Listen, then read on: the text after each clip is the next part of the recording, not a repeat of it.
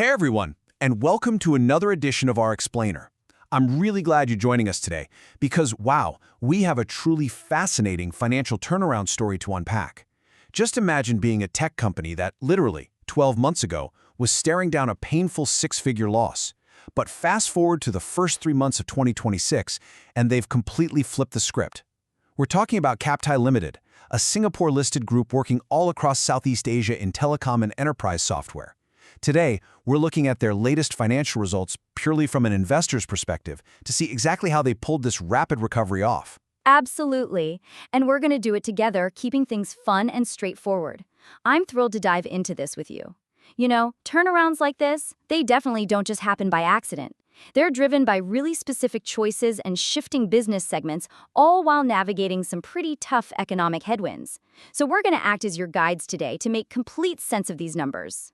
Okay, so here's our roadmap for the explainer. First, we'll look at a return to profit. Second, the main growth driver. Third, costs and currency challenges. And finally, opportunities and future risks. And don't worry, we're leaving the confusing accounting jargon at the door today. All right, let's jump right into Section 1, a return to profit. It's time to look at the big financial headline. So, when you're analyzing any company, you always want to check the top line first, right? That's the total sales bringing money into the building.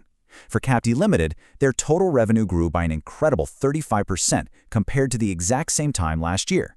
Now, a 35% jump in sales in just 12 months? That's a massive leap for an established tech business. It basically tells us that whatever they're taking to the market right now, there is a significantly higher demand for it than there was a year ago. Yeah, and looking at the actual dollars behind that percentage makes it even clearer. Group sales rose from about $3.58 million in the first quarter of last year, all the way up to over $4.84 million today. That is well over an extra $1 million flowing into the company's accounts in just a 90-day window. It's literally the exact trajectory anyone analyzing a stock loves to see at the top of an income statement. For sure, but it's never just about how much money you make. It's about how much you actually get to keep. Looking at the bottom line, in the first quarter of last year, they were in the red with a net loss of $332,000. Fast forward to today, and they've successfully dug themselves completely out of that hole to post a net profit of $62,000. It's a total swing of almost $400,000 into the green. That right there is the turnaround story in a nutshell. Which brings us to Section 2. The main growth driver. Let's find the hero segment of this business. Right, because with a turnaround that dramatic, you have to ask, how exactly did they do it? Captii Limited isn't just one single operation. It's made up of different divisions handling different types of tech and telecom contracts. When we break it down, two main divisions really stand out. You've got Unifiedcomms, which provides mobile messaging and signaling systems, and then GlobeOSS, which focuses on network security and support. And this quarter, total tale of two divisions. Unifiedcomms was the absolute hero, with booming system sales, while GlobeOSS unfortunately lagged behind with shrinking service contracts. The numbers really paint a vivid picture here. Unifiedcomms saw their revenue just explode from $2.25 million last year to $3.89 million this year. That's a massive growth rate of over 73% for that one specific division. On the flip side, GlobeOSS lost some serious ground. Their revenue actually shrank from $1.33 million down to $929,000, which is about a 30% drop. So that entire 35% overall revenue growth we just talked about, it rested entirely on the shoulders of Unifiedcomms. And if we dig just one layer deeper into Unifiedcomms, we find their real secret weapon for the quarter. System sale contracts exploded by a staggering 121.3%.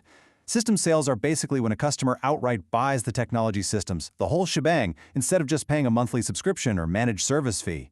Customers were clearly eager to buy these systems outright, jumping from about $1.1 million in sales last year to almost $2.5 million this year. That single metric is the driving force behind this entire return to profit. Now for Section 3, costs and currency challenges. Time for a little reality check. Okay, so sales are booming thanks to Unifiedcomms, which is great. But any savvy investor is going to ask, wait, if revenue went up by $1 million, why was the final profit only $62,000? Where did all that extra money go? Well, it takes money to make money. As revenue went up, expenses marched right up with it. Management pointed to two main culprits. First, higher payroll costs. They just needed to spend more on staff to deliver all these new systems. And second, something totally out of their control, they got hit hard by unfavorable currency exchange rates. Let's quickly explain what that means in this context. Captii reports its financials in Singapore dollars, but a huge chunk of their business happens across Southeast Asia, especially in Malaysia. During this quarter, the Malaysian ringgit weakened pretty significantly against the Singapore dollar. So when they took the profits they earned in Malaysia and converted them back into their home currency for the report, that money essentially lost value on paper. It just ate away at their hard-earned cash purely because of foreign exchange math. The impact of those two factors combined was actually pretty significant. Net total expenses increased by 11.4%, jumping from about $2.28 million up to $2.54 million. So, between paying their staff more and losing money on the currency exchange, a really big chunk of that beautiful revenue growth was absorbed just keeping the lights on and the business running. Right, and there's actually another hidden cost in here, margin pressure. Remember those booming system sales we call the hero of the quarter? Well, it turns out they were actually much less profitable per sale than they used to be. The gross profit margin on those systems dropped dramatically from 70.5% last year down to 51.1% this year. Why? Because the third-party components and parts they needed to actually build those systems got way more expensive. So yes, they sold a ton more systems, but they made less profit on every single individual unit. That is a vital detail for us to understand. Let's move to our final section, Section 4, Opportunities and Future Risks. We're looking over the horizon. Investing is really all about looking forward, right? I always love reading exactly what management has to say to gauge their internal confidence level. Their official statement says the group remains cautiously optimistic and is showing early signs of stabilization. Now, cautiously optimistic is definitely classic corporate speak, but honestly, it's pretty accurate here. The turnaround is real, revenues are definitely up, but they know they still have those rising costs and shrinking profit margins to deal with. They're stabilizing, for sure, but they aren't totally out of the woods quite yet. Exactly. So breaking that down into actionable insights for the rest of 2026, here's what the horizon looks like. On the positive side, they are gaining some real traction from newly secured orders. The sales pipeline looks stronger. They're also actively working on improving how they deliver their services to get more efficient. But the big lingering risk here is execution. They've sold all these massive, complex new system contracts. Now, they actually have to build them, deliver them, and implement them without a hitch for the telecom companies that bought them. If they drop the ball or if costs spiral out of control during the build phase, that profit could very easily turn right back into a loss. Also, we should briefly touch on Captii Ventures. This is the company's investment arm where they put money into tech startups. According to the report, this part of the business remains in a muted environment. They're seeing some tentative signs of improvement, but right now it's essentially in a quiet wait-and-see phase. So, as an investor, you shouldn't expect massive, immediate returns from this segment anytime soon. The focus is definitely on the core operating divisions like Unifiedcomms. Bringing it all together, we want to leave you with the ultimate thought-provoking question that anyone watching this stock needs to monitor moving forward.